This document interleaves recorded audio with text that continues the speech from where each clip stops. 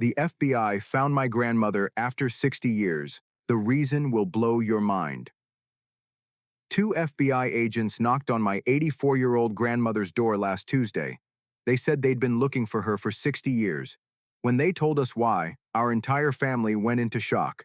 Hi, I'm Jake, and today I'm sharing the incredible story of how my sweet, church-going grandmother turned out to be one of the most wanted art thieves in American history.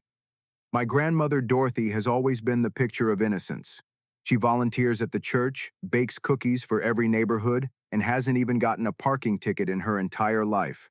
She raised 5 children, has 12 grandchildren, and everyone in our small town of Millfield knows her as the kindest woman alive. That's why when 2 serious-looking people in dark suits showed up at her front door asking for Mrs. Dorothy Elizabeth Chen, we thought there had to be some mistake. Grandma Dorothy's last name is Johnson, and she's lived in this same house for 40 years. "I'm sorry, officers," I said. "There's no Dorothy Chen here. This is Dorothy Johnson." The older agent looked at my grandmother, who had gone completely pale, and said, "Ma'am, we need to talk to you about the Metropolitan Museum heist of 1963. Tidin. My grandmother slowly walked to her favorite right armchair and sat down like she was carrying the weight of the world. The FBI agents showed their badges and introduced themselves as Agent Martinez and Agent Cooper. "Mrs. Chen," Agent Martinez began, "we've been working this case for 6 decades. New technology has finally allowed us to trace you here." "What case?" my mom demanded. "What are you talking about? My mother has never stolen anything in her life." Agent Cooper pulled out a tablet and showed us security footage from 1963. Grainy black and white, but clear enough. A young Asian woman, maybe 24 years old, was walking through the Metropolitan Museum of Art in New York. She looked exactly like my grandmother at that age. This woman, Agent Martinez continued, walked out of the Met with a Ming Dynasty vase worth $3.2 million in today's money. She simply tucked it into her large handbag and strolled out like she owned the place. My grandmother started crying quietly. After 60 years of silence, she finally spoke. "That vase, it belonged to my family." What happened next changed everything we thought we knew about our grandmother's past. "My real name is Dorothy Chen," she began, wiping her tears. "I was born in China in 1939. My family owned a collection of priceless artifacts, vases, sculptures, paintings that had been passed down for generations." She explained how her wealthy family had fled China during the Communist Revolution in 1949. "We lost everything. My parents, my siblings, everything we owned was confiscated. I was only 10 years old when we escaped to Hong Kong with nothing but the clothes on our backs." "But how did you end up in America?" Agent Cooper asked, genuinely curious now. "I worked for years to get here, studying English, working any job I could find. In 1962, I finally made it to New York. I was working as a cleaning lady, barely surviving. Then one day, I was reading the newspaper and saw an article about a new Chinese art exhibit at the Metropolitan Museum." Her voice broke as she continued. "I went to see it, just to feel connected to my homeland. And there, in a glass case, was my great-grandmother's vase, the one I used to play with as a child, the one that was stolen from our home." "So you took it back," Agent Martinez said, not accusingly but with understanding. "I didn't steal it," Grandma Dorothy said firmly. "I reclaimed what was rightfully mine. That vase had my family's mark on the bottom, a mark I could draw with my eyes closed."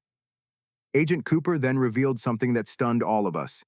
"Mrs. Chen, we've been investigating not just the theft, but how that vase ended up in the museum in the first place." They showed us documents proving that the vase had indeed been stolen from China during the war, then illegally sold to private collectors before ending up in the Met's collection.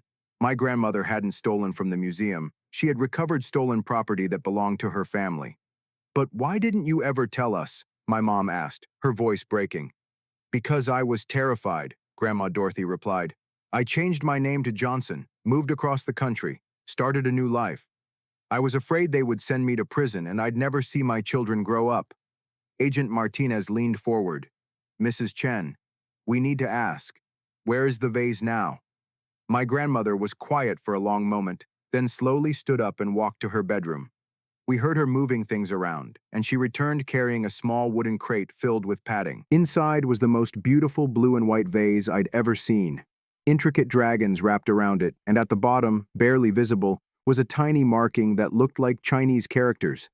"I've kept it safe for 60 years," she whispered. "Every day I've looked at it and remembered my family, my real home, everything I lost."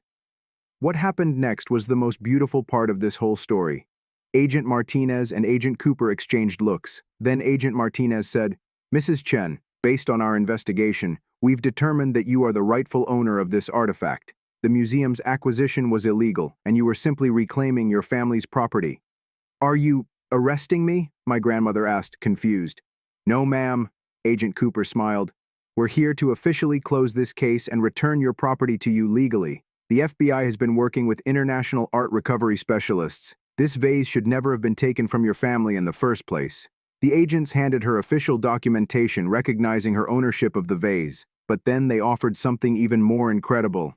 "Mrs. Chen, we've located 14 other pieces from your family's collection. They're currently in various museums and private collections around the world. Would you like our help getting them back?" My 84-year-old grandmother, who I thought was just a sweet church lady, started crying tears of joy. For the first time in 60 years, she was no longer a fugitive. She was a survivor getting her family's legacy back. Family transformation. 420 to 480 seconds. The past 3 weeks have been incredible. My grandmother has been sharing stories about her real childhood in China, her family's history, and the courage it took to start over in America with nothing. We learned that the name Dorothy wasn't even made up. It was the English name she chose when she learned the language. Chen was her family name that she'd hidden for 6 decades. The most amazing part? The FBI connected us with a Chinese-American genealogy organization. Through them, we discovered that my grandmother has living relatives in Taiwan, cousins who have been looking for survivors of our family line since the 1950s. Last week, we had a video call with family members we never knew existed. When they saw the vase, they immediately recognized it and started crying. One elderly cousin said, "Dorothy, we thought everyone was gone. You saved the memory of our entire family."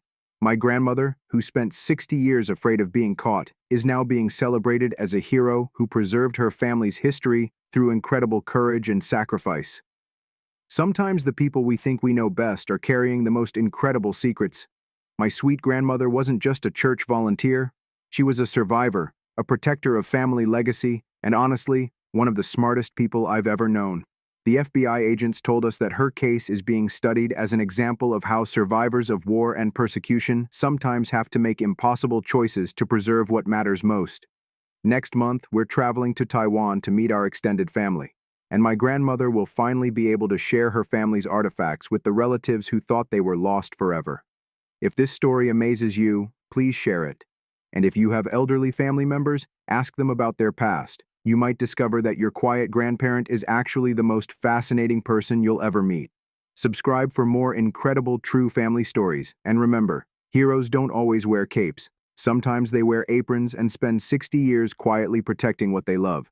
The FBI case is officially closed, but Dorothy Chen's real story, our family's real story, is just beginning. Until next time, never underestimate the courage of the generation that came before us. They survived things we can't imagine and protected things we're only now learning to value.